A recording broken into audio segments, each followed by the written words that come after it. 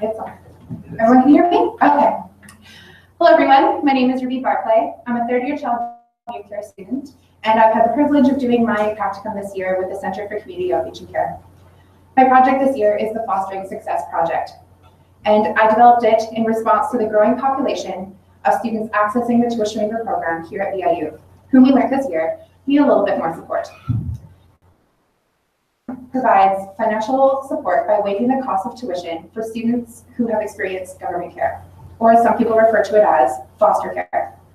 To date, the tuition waiver program has been able to support 111 students by reducing the financial barrier to accessing post-secondary school. The number of students who have been supported by the tuition waiver program or any tuition waiver program in the province. Removing the financial barrier for former youth in care is effective and impactful on many levels.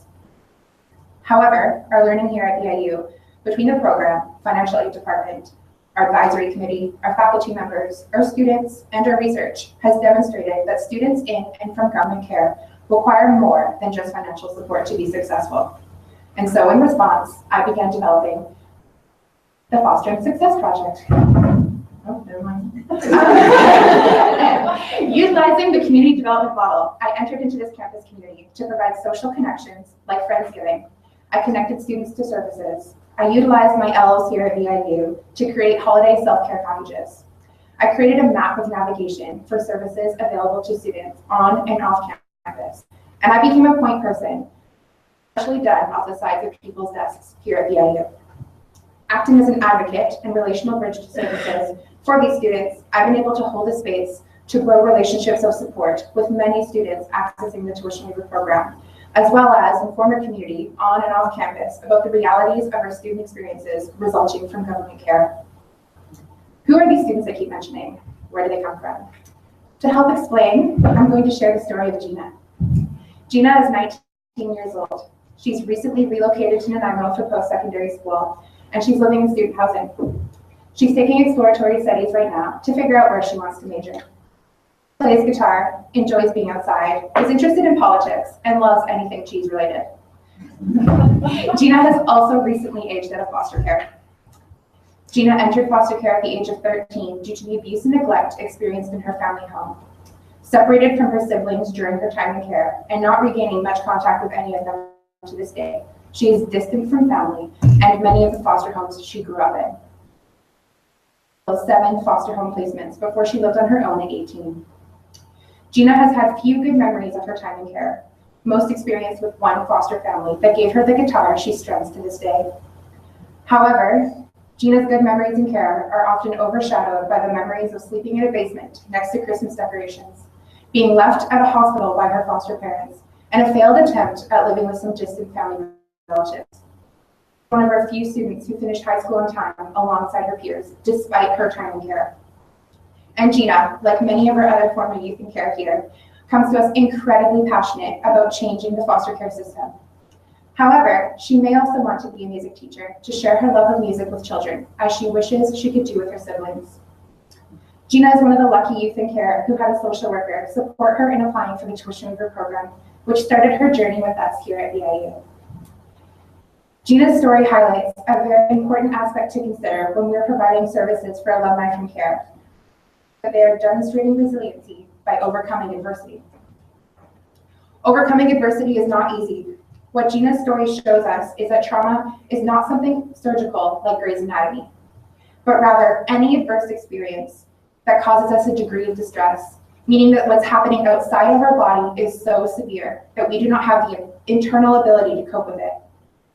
Taking many forms, none of which are worse than the other, trauma is sometimes physical, emotional, sexual, mental, historical, or cultural. It can be experienced at one time or embedded in a living situation like in Gina's story, and also in many of our other students' journeys that brought them here today. Certain types of adverse experiences like Gina's demonstrate all these kinds of trauma. We know that the impacts of trauma are deep, broad, and life-altering.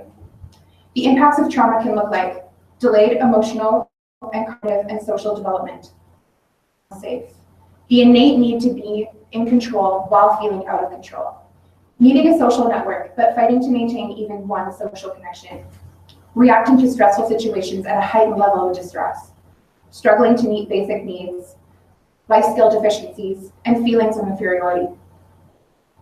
Trauma is something in which people are often fearful of experiencing, in which they should be. But this also means that we need to put energy towards being prepared with coping strategies and resources to combat it with. No one is born with the ability to cope with trauma.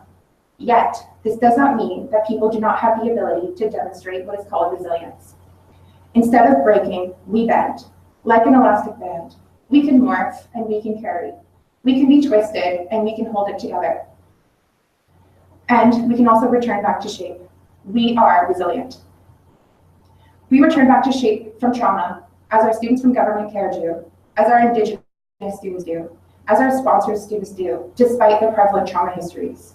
Even us here in the audience today, we demonstrate what is referred to as resiliency. Resiliency often looks like this. It's often viewed as the person's internal ability to overcome adversity, meaning that it's up to the individual to bounce back from adverse traumatic experiences. While resources may exist to assist people in the growth and in the resiliency, it is often left up to them to seek them out while overcoming the barriers that their adverse experiences have laid out for them in their daily lives. However, I challenge you to shift your perspective of resiliency with me for a moment. And imagine if resiliency looked like this. What if resiliency looked like the resources and communities reaching out to these individuals in a meaningful way so that these individuals could actually access them? What if resiliency looked like our community providing opportunities for the little successes in life? What if resiliency looked like us reaching our students like Gina and supporting her success with us here at VIU? And shifting our perception and conception of resiliency in the way that Michael Unger suggests highlights an important aspect to consider when supporting students from government care. That we must recognize all these students as demonstrating resiliency from some form of adversity in their life, because they most likely are. So what do we do to reach these students? I propose that VIU, already a leader in the tuition waiver program and supports being offered to former youth in care, employs a coordinator that will be the point person for the program, not just existing, but also one that could assist in the navigation alongside VIU to grow the program and enhance its potential. By employing this coordinator, VIU would make itself the first tuition waiver program in the province to offer additional supports like this, that these students need alongside financial support. Research also demonstrates that trauma is pervasive among all college students, not only those from government care. So what do we do to foster the resiliency for all of our students here at VIU? What approach can we take to support the 16,175 estimated student population at this institution? What benefits everybody impacted by trauma, just like Gina, while also benefiting the larger campus, meaning it wouldn't take away from anyone's learning? I propose that we embrace a trauma-informed practice model for community campuses. University provides an opportunity for students like Gina to learn about their area of study and subsequently learn about themselves. Ensure that their journey with us is grounded in 6 core values: safety, trust, choice, control, empowerment, and collaboration, which are the 6 core values of a trauma-informed campus. If we as an institution embrace this, Gina, and not only Gina, would journey with us would look different. So safety. Right now, Gina has poor attendance and perhaps is not considered dedicated to her studies by many faculty members. Gina also presents with many challenges in terms of finishing her assignments on time. However, maybe this is not because Gina is not a dedicated student, but maybe it's because Gina needs a little bit more support. Perhaps Gina would come and meet her prof during office hours if she felt like her prof had an understanding of why her academics are such a challenge for her at this time.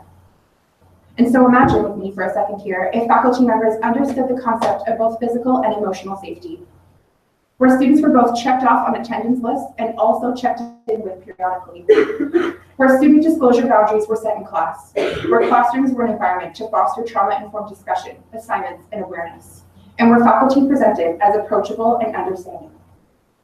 The way that we could achieve this is through offering trauma-informed practice workshops for all staff and faculty members here at VIU and all the campuses that VIU has. that will provide the tools for them to support our students to feel safe physically and emotionally and enhance their understanding of trauma. We would provide them with the toolbox to their students' success. Right now, Gina deals with uncertainty often every single day. Her financial stability, her peer network, her sense of belonging, it's all in a question. Where does she go next? There are no solidified supports for these young adults when they age out of care. There's no person for them.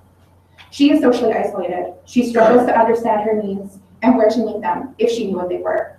She also has nowhere to go for the holidays, in which our university doors are closed. Imagine if we had a person Gina could turn to help navigate the supports available to former youth in care, not just at this institution, but across the province. Also, be not just the only person on Team Gina, but someone who could reduce the barriers and organize events, workshops, and connect resources to Gina to meet and recognize her needs, find pathways to certainty and predictability in her life. Who could also support her to meet her future teammates, like community members, faculty, staff, other students, you in the audience.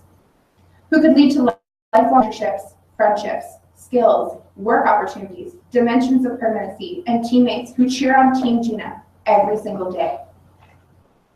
Organize social events like Friendsgiving dinner, where great people gathered on what usually is a signpost for traumatic histories for former youth in care. Imagine if Gina had somewhere to go. And so obviously, one way that this could be achieved, as I had mentioned before, is employing a coordinator, like I had mentioned, and to enhance the tuition waiver program by building these additional support on campus, which essentially is modeling after many other student services that we already have here. So we have some framework to work with. Only enhance Gina's social capacity, her capital, but also her community. Choice and control, they're put together. Right now, Gina often feels out of control due to triggers she faces in some classes, due to some oversharing, self-disclosures, lack of faculty support or understanding, assignments based on the creation of family trees in which she has none, and course readings that regard violence. Sometimes her feelings might not even be related to the course content.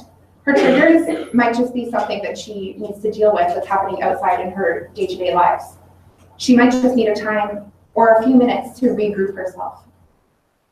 But imagine if Gina was able to make informed decisions about her academic journey here at VIU, where she could grasp a better understanding and sense of choice, a choice that she's never had the ability to make in her entire journey here to VIU. Classrooms are fostering informed discussion, followed by classroom guidelines that meet all the student needs in that class. One of the ways that this could be achieved is by simply providing some precursors to course readings, or course descriptions, or course context, and that students were informed that they could choose to participate and be in control of their class participation. And maybe we could even offer alternative participation opportunities. Imagine if professors focused on class guidelines and protocols for discussing potentially triggering content at the beginning of the semester to lay the foundation for informed learning for not just Gina, but for her classmates to understand her as well. Imagine if course descriptions detailed the content explored. Imagine the ease it would provide for our students like Gina and for everyone else in the class alongside her to know what's going to happen next. Empowerment. Right now, Gina lacks many people who understand and support her. She struggles to meet many basic needs because she lacks the life skills to get to the next step. Trauma and her time in care created many opportunities for her to miss out on the common milestones that her peers have experienced. Gina, by building her self-efficacy. Instead of doing things like directing her to the food bank, what if we brought her to the grocery store and taught her how to shop and cook a meal on a student budget? I'm sure one skill our entire student population would also be grateful to know. And one way that I think that we could achieve this is if we offered Gina opportunities to participate in these growth series alongside other students from various populations in developing the skills such as financial literacy, coping strategies, healthy meals, cultural connections, and healthy relationships. We grow self-awareness and self-esteem, but also self-efficacy. Maybe she could even teach someone else one day. Collaboration. Creating an informed campus model requires not just one person, but many people. That whole idea that it takes a whole village to raise a child, well, it takes a whole campus to educate a student. We have Gina's village right now. It is hard for her to go from one service to another, to communicate very well, which leads her to giving up because she isn't certain that people are actually understanding her or understanding each other. So how could she understand herself? It's not you, Gina. It's us. It's us this time, I promise.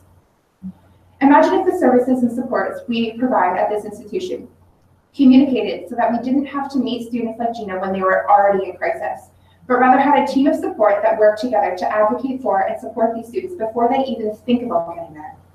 One way we can achieve this is if we open the lines of communication between faculty, between departments, student affairs, Indigenous student supports, international student supports, and the student union to address the issues these students are facing every day, like mental wellness, healthy lifestyles, relationships, housing, social connection, identity.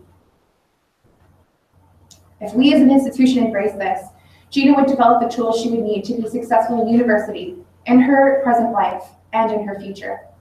If we as an institution embrace this, Gina could change her narrative from forgotten, from victim, and from former youth in care, to friend, to mentor, to emerging leader, and to university grad.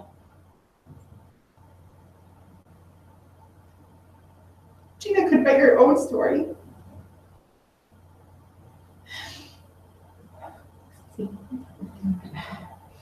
If we as an institution embrace this, we can foster a space for students to grow in their meaning, purpose, in their lives that they are so passionate about and that I am so passionate about. So imagine if all our students attended an institution because they felt safe here, because they could trust us, and because they had a choice, because they were in control, because they could collaborate with others, and because they were empowered here. I propose this to VIU, to be the first institution to provide additional supports alongside their tuition waiver program for former youth in care. I propose this to VIU, to be the first trauma-informed campus, a leader in trauma-informed education. And I challenge representatives here in the room today to embrace this model and the perspective of resiliency that I suggested earlier. Not only here at VIU, but in your public schools, in your community agencies, in your housing units, in your home, in your methods of practice, individuals. Because we're not just doing this for Gina, but for everybody. Gina actually isn't one of our students. She's actually a representation of 11 narratives I pulled together. All these 11 narratives represent a portion of the students I was able to get to know this year. Gina represents everybody who needs this, including me, and including you. Her story encompasses many narratives. Some people's stories are not even included. It's the motivation for creating pathways to success, not just for our students here at VIU, but for everyone who's experienced adversity in their lives and has the opportunity to add to their story and change their narrative. Because they can, because you can, because we all can do this. Thank you.